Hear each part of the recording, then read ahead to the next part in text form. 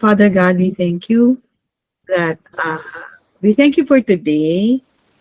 We thank you, Lord, for gathering your brides today and encouraging us, Lord. And Lord, whatever, Lord, challenges that were spoken today, we pray that your word in Romans 8:28, Lord, we declare to be executed and we declare to be effective, especially for our brother, that all things work together for good in his life.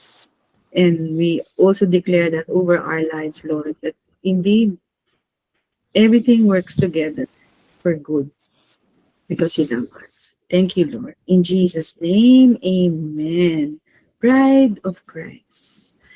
Amen. So when you think of love, no, you think about the love of a man and a woman. Correct, no? So tonight, we will study, uh, we will study that angle. Um, kasi I think that's the definition of heaven and earth. So when you have good marriage, good family life, actually that's heaven on earth. Okay, okay. Let's go. So he loves me, he loves, sabi nga na yung debunk, he loves you not. So God, sabi nga dun sa book, no, God is not fickle, but his love is unchanging, unchangeable. So the question is, have you ever considered the sheer magnitude of what Christ accomplished for you, for us? Have you considered this? Yung gaano kalalim at gaano kalawak and gaano ka extravagant of the finished work has done for you. So let's study, no? It's not merely a get out of hell free card. It's not an insurance policy, but an invitation into a life of profound partnership with the divine. Marked by dominion and infused with divine virtue. So this is actually Peter's opening words in his second epistle.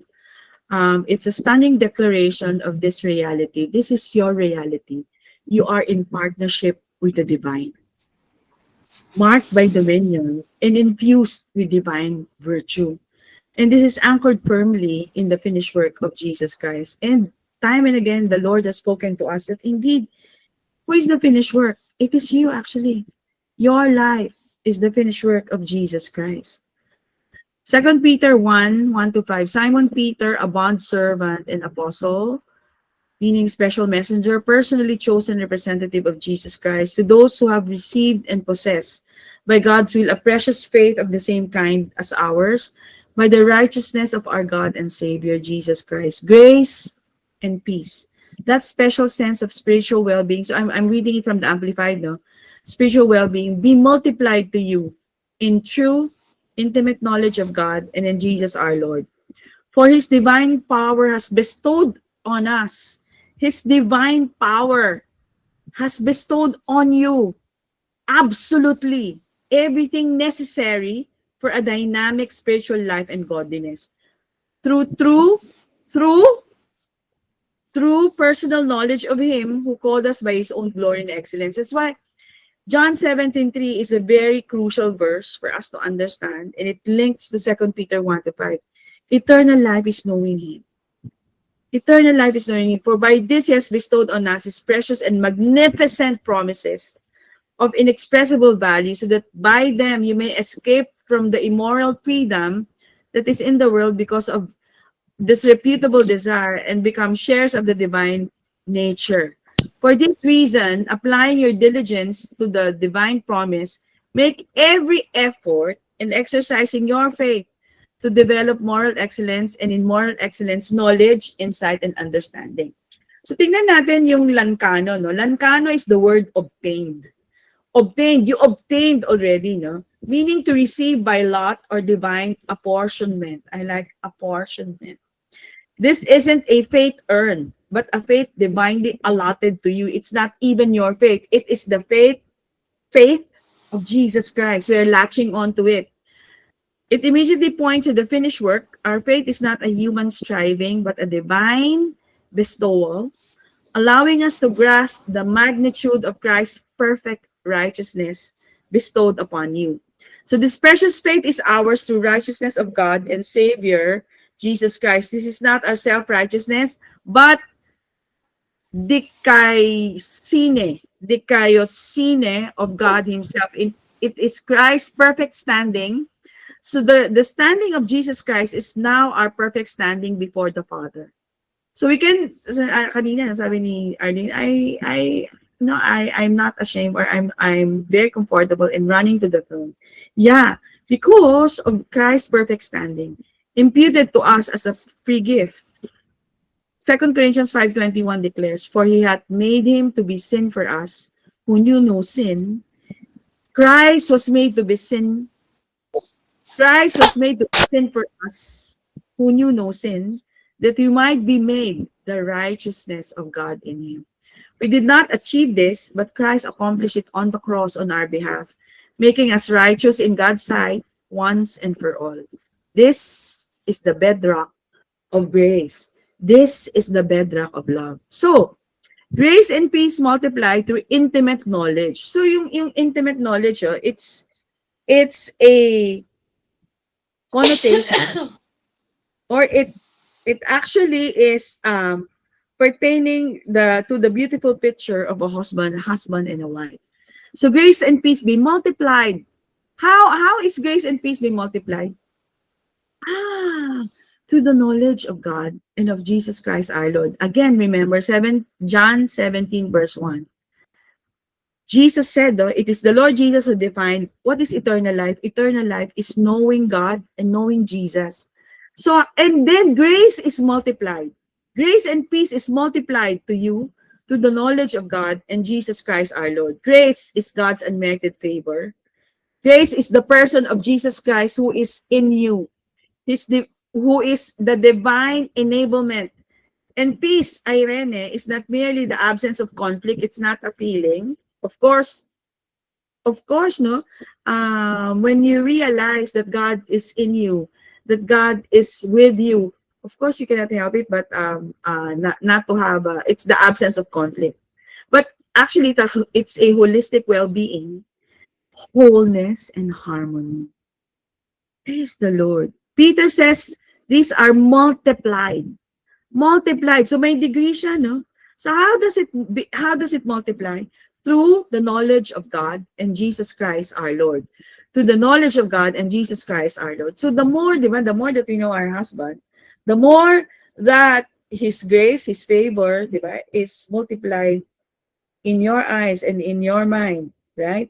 And also the more that you come closer together. Anyway, knowledge is not mere intellectual assent, but it is actually epignosis in Greek, a deep, intimate, experiential, and full knowledge.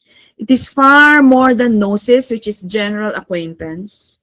Epignosis implies a personal, transformative knowing, a recognition of someone or something through close interaction. So, bride of Christ, this profound Greek term finds its parallel in the Hebrew word yada. So, yung Greek ng knowing is epignosis, but Hebrew is yada, meaning to know in a profoundly intimate and relational sense. It is the same knowing used. So pag sinabing yada, right, the original word was used in the context of Adam knowing Eve, no? Knowing Eve, his wife, and she conceived, denoting intimate union. How do you become fruitful? When you become intimate, right, with your husband.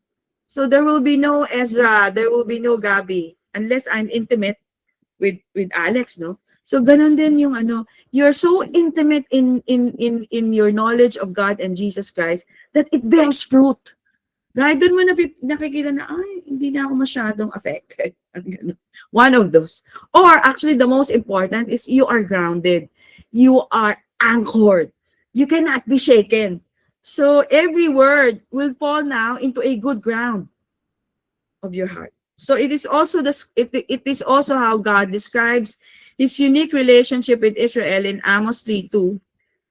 KJV, no, you only have I known of all the families of the earth. This is not just a casual acquaintance, but a deep covenantal experiential relationship. That's why Marriage is a covenant. Marriage is a covenant. So it's not merely a contract. It's a covenant. So which now takes us to the beautiful story of Hosea.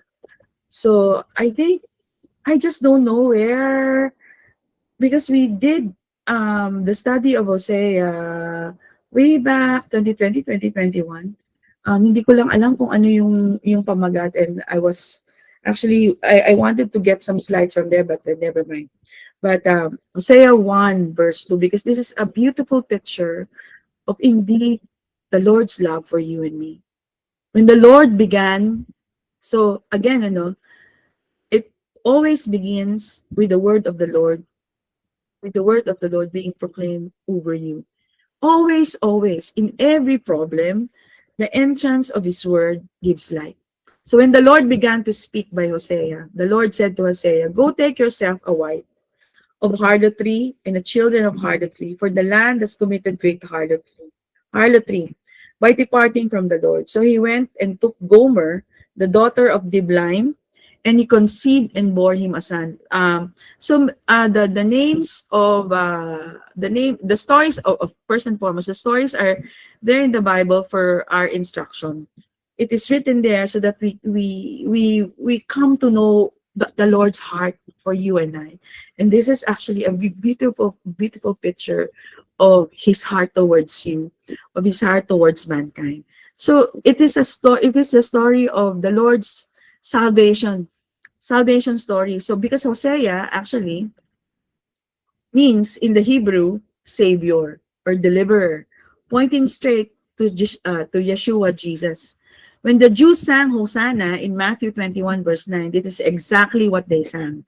Hoshiana, deliver, or save now. So when you sing, I sing Hosanna, I sing Hosanna, your selfless love, reverse my shame. Pag sinabi mo Hosanna, come save now. Come save now. Right there as the Savior of the world entered Jerusalem. So Hosea, it means deliverer. It means Savior, pointing to our Lord Jesus Christ. So the root word is Yasha, which means to save, to deliver, to rescue, bring to safety. The name of your husband is Hosea. Yasha, to save, to deliver, to rescue, to bring to safety.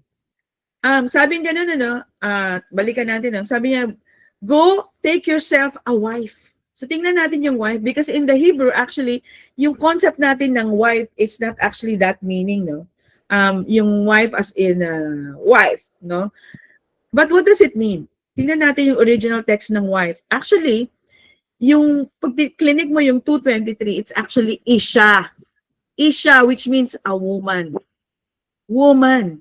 Kaya nung I've heard it from several pastors, no, when Adam saw Eve, she said, "Whoa, man, woman," because she came from a man. Okay, so Isha, it's not actually wife. So in Hosea 2:16, it shall be that day, says the Lord, that you shall call me Ishi. Yung Ishi is husband. And shall call me no more Baali. You know, in the story of the woman in the woman at the well, sabi ni Lord, I know that you have several husbands. I think six husbands. But the one that you are staying with is not a Baali. He's an Ishi. Okay, the Lord is our Ishi. Kasi Baali is a harsh man, harsh person compared to Ishi, who is a husband, a champion. Yan. So the Lord Jesus is our Ishi, and you are his Isha. Hallelujah. Okay.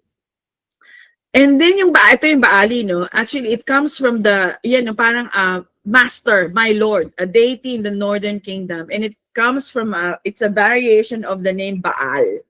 Yeah. So ganun yung yung woman in the well, she went through Baali to Baali to Baali, and finally, yung sixth husband niya is actually an Ishi, and she met actually the seventh, who is the Lord, he's the super Ishi. Okay? So, in Hosea 2:6-19, when the day comes, says the Lord, you will call me my husband. The Lord is your husband. The Lord is your Ishi instead of my master, instead of Baali.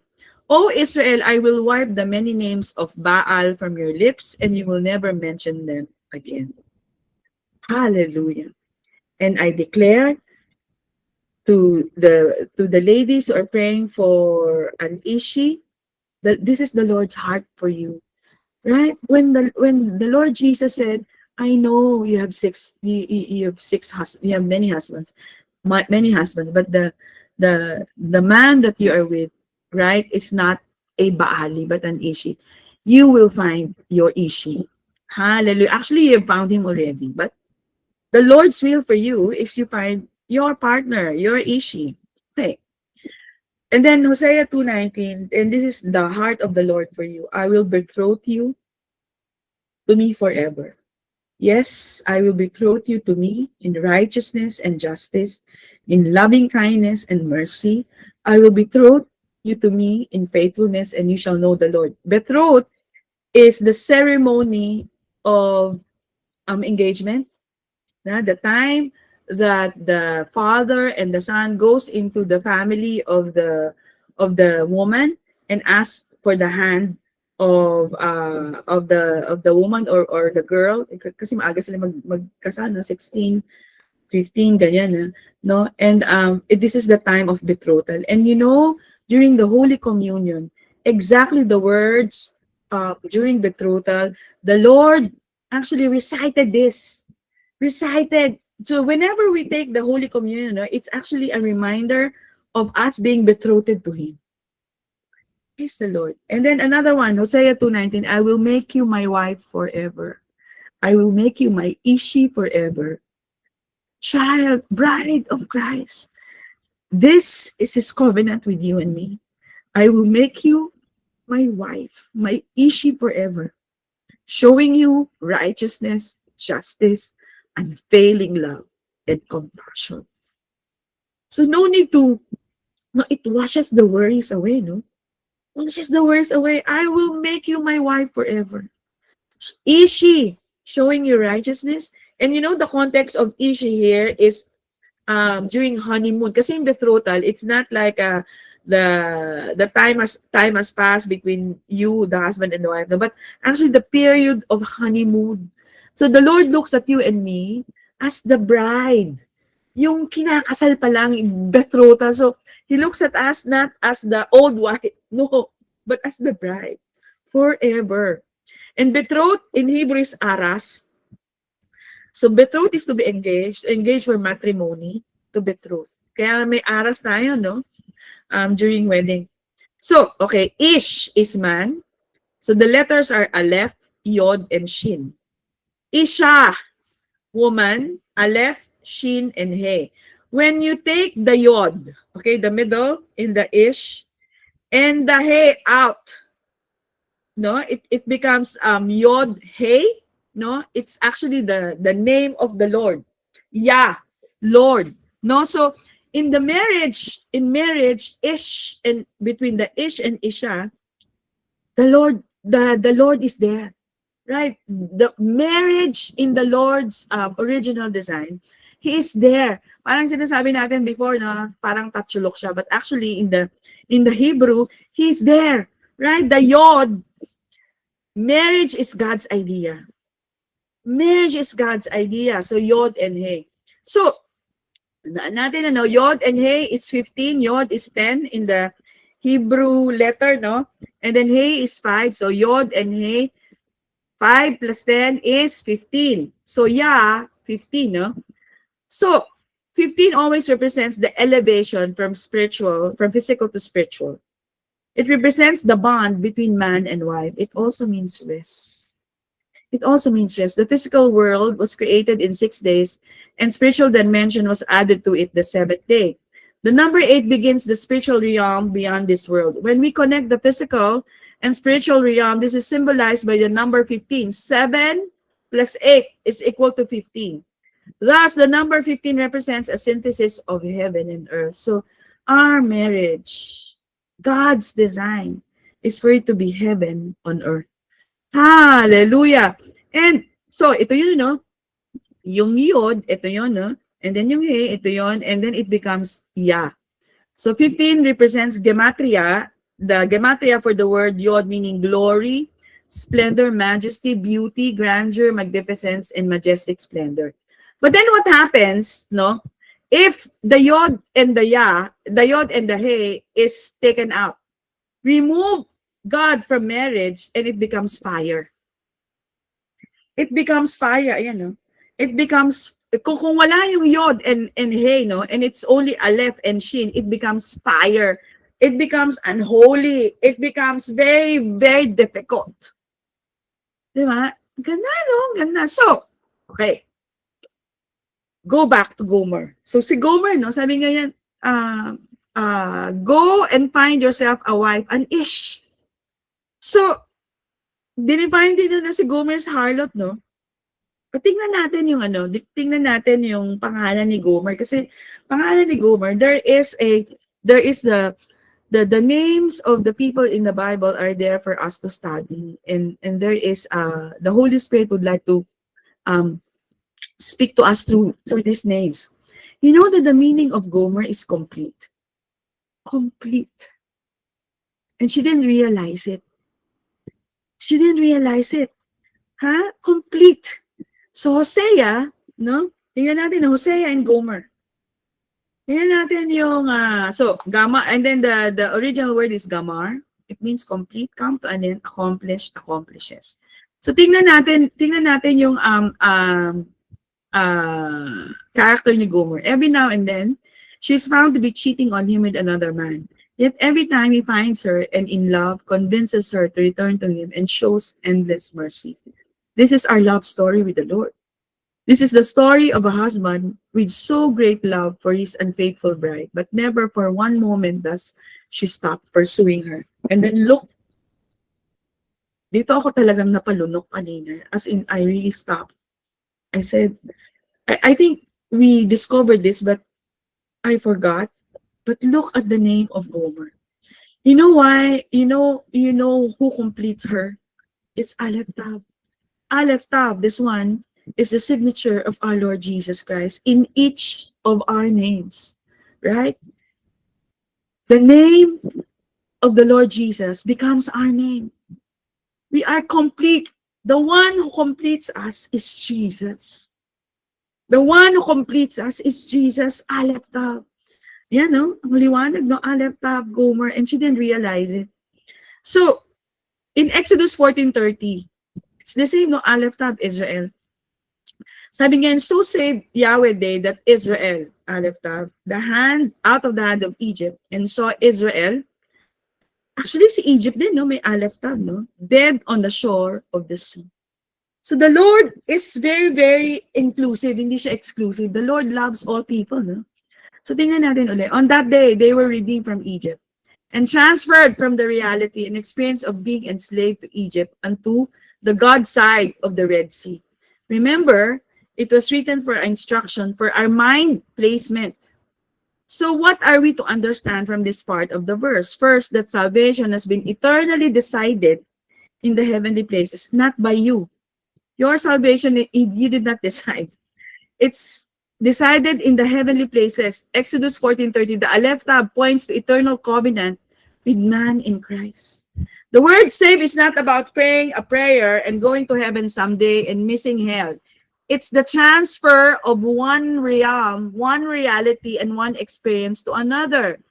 It is being rescued and given liberty and victory over sin and death. So when were we saved? When? Salvation is not a one-time event. God saved us in Christ in eternity past. We were also saved 2,000 years ago at the cross. We were saved when we first believed in what Jesus did. And we are being saved daily, or should be, by walking daily in the experience of our salvation, in health, prosperity, wholeness, and liberty in every area. So this is our reality every day. This is our now reality. It's actually outside time, no? Hosea 2:14-15. Therefore, behold, I will allure her. Allure her. Will bring her into the wilderness. Huh? Lord, bring me to the wilderness and speak comfort to her. I will give her vineyards from there and the valley of Achor as a door of hope, and she shall sing there. But tingnan natin, no? You see, actually, when we look into the Hebrew, God does not allure us, nor does He place us in wild wilderness. So what does it mean? So I like this picture very much. No? This is how the Lord treats us. Looking at the Hebrew word pata, which means allure, in the context of the word, it appears that it can be much better translated as making your mind open, susceptible, persuaded, rather than luring, tempting, and enticing. What is translated? So the Lord, through His word, is making our minds open. We are being persuaded by His words, right? What is translated here as wilderness or midbar can in fact be much more accurately translated as pasture or open area, free area, open field, unrestricted place, restful place. So what does He say? He says, I will carry you by restoring to you open-mindedness because of my goodness. So this is how the Lord loves us, no? He restores us open-mindedness, and He tells us, He shows us His goodness to a place of total freedom and speak words of comfort and love and joy to you. Hallelujah. I will carry her by restoring open-mindedness because of my goodness to a place of total freedom and speak words of comfort and love and joy to her. Hallelujah. Again, Hosea 2:19 to 20. I will betroth you unto me forever. Yes, I will betroth you unto me in righteousness and in judgment and in loving kindness and in mercies. I will even betroth you unto me in faithfulness, and thou shalt know, have intimacy with your Lord, your husband, Yeshua, Jesus, in Hosea 2:19 to 20. He introduces, what does it mean, this verse? He introduces us to our original design, made for love and peace, and his every good and perfect gift, so that we may, with open face, beholding as in a mirror, beholding as in a glass, mirror, the glory of the Lord, are changed into the same image from glory to glory, even as by the Spirit of the Lord. 2 Corinthians 3:18.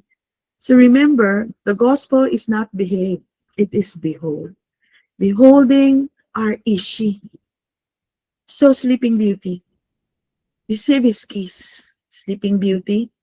Therefore, my brethren, you also have become dead to the law, through the body of Christ, so that you may be married to another. Who are you married to? To Him who was raised from the dead. That we should bear fruit to God. You are not married to a dead person or a dead saint. You are married to the one who was raised from the dead, so that you may bear fruit to God. Believer, bride of Christ, you are married to Christ. So let us stop examining our lives from a merely natural point of view, from merely judging ourselves in the context of our circumstances, and behaving like mere men. We are not mere men. Our reality is a superior reality. Let us allow the Holy Spirit to speak to us as those hidden in Christ, married to Him. Let His words wake us up to Christ in us. For if we don't see Christ in us, how can we expect the world to? In John 17:22 to 23. So Sleeping Beauty. So it's like we are being awakened more and more, no? We can and compared to last year, we are more awake now, and all the more next year, no? And the next days to come, we will be more awake. Receive His kiss, Sleeping Beauty. Receive the revelation of His Spirit and awake to God's reality. Awake to God's reality. So the issue is not actually God does withhold. No, we are to see God's reality. Awake to God's reality. Righteousness. What is God's reality? Your righteousness, peace, joy in the Holy Spirit in Romans 14:17.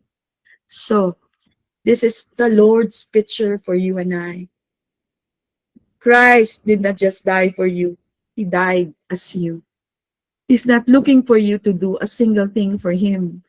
He's looking for you to do a married thing with him, to live from who you are now, to live from who you now are at one with him, not from who you once were separated from him. So grace, the person of Jesus Christ, is the celebration of life, relentlessly hounding all the non-celebrants in the world. It is a floating cosmic bash shouting its way through the streets of the universe, flinging the sweetness of its cassation to every window, pounding at every door in a hilarity beyond all liking and happening. Until the prodigals come out at last and dance, and the elder brothers finally take their fingers out of the ears. This is from a priest, from R.F. Capon. So, child of God, bride of Christ, God has a redemptive, reconciling, transformative, and restorative purpose in everything he does. You must look at everything from the perspective of a loving Heavenly Father. Our loving Heavenly Father reconciled us to Christ, reconciled us to Him. His judgment is a judgment of deliverance, delivering His children from oppression, revealing to them their true value to God. And that, my dearest sisters, is line number 10. Praise the Lord. Now let's prepare our communion elements. Thank you, Lord. Thank you, Jesus. Father, we thank you because we can come to the table anytime. Not because we are worthy, but because Jesus is. Today, we lay down the lie that your love rises and falls with our performance. It's truly amazing to know that you always pursue us, that you always love us, and that you look at us like how a groom would look at the bride. That you give when we are good, or that you don't withdraw when we fail. We fix our eyes on you, Jesus, the full and final picture of the heart of the Father. So Jesus, on the night you were betrayed, you did not withhold your love. You did not change your mind. You gave yourself fully to us. So as we take this bread, we remember your body given for us in love, once and for all. Declaring today that by the beatings that you bore, by the lashes which fell on your back, we are completely healed, whole, nothing missing, nothing broken. Let us take the bread. Thank you, Jesus. Amen. Thank you, Lord. And now, let us lift up the cup. Thank you, Lord Jesus, that your love does not break under pressure. It does not fracture in our weakness. It does not disappear in our failure. But fully love us unconditionally, unchangeably. So by your finished work, we are forever loved, forever accepted, and forever secured, because your blood had been shed for us.